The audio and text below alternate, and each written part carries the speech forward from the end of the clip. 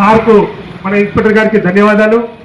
పిలువగానే ఇచ్చేసి మన యొక్క జెండా ఆవిష్కరించి వెళ్ళారు.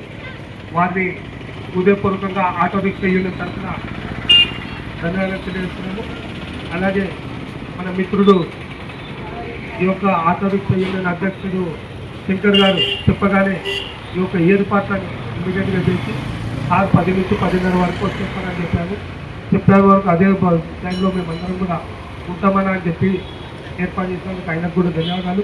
కార్యక్రమంలో ఇక్కడికి ఇచ్చేసిన ప్రతి ఒక్కరికి కూడా మురళన్న కానీ, రవీందర్ గారు కానీ, రాజు, రమేష్, సాయిబాబా, మన భారతీయ జనతా పార్టీ యూనియన్ యొక్క ఉపాధ్యక్షుడు మన పరమేష్ గారు, ఆ తర్వాత శంకర్ మన సిపిఐ నాయకులు, వారితో పాటు నిర్మల గారు, మన మహిళా మోర్చా నాయకురాలు కృష్ణ గారు, వారితో పాటు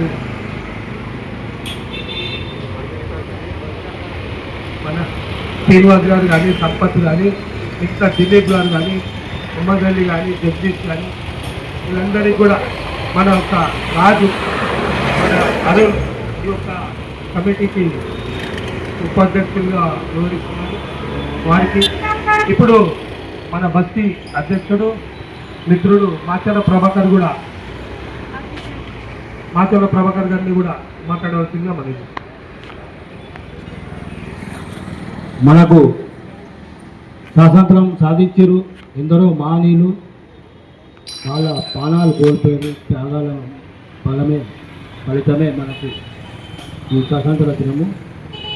ఈ రాజ్యాంగం ఎప్పుడైతే స్వాతంత్రం రాసిరో దానికి బిఆర్ అంబేద్కర్ గారు రాజ్యాంగం రాసిండు.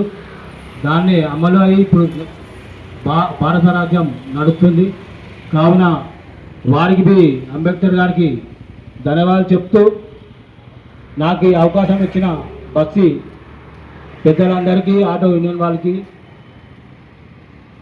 దీనికి చాచా నెహ్రూ నగర్ కమిటీకి అధ్యక్షునిగా నన్ను నిర్మాణం చేసిన మీ అందరికీ, ఈ ఆటో యూనియన్కు అడ్వైజర్గా ఉన్న దానికి ఎంతో సంతోషం.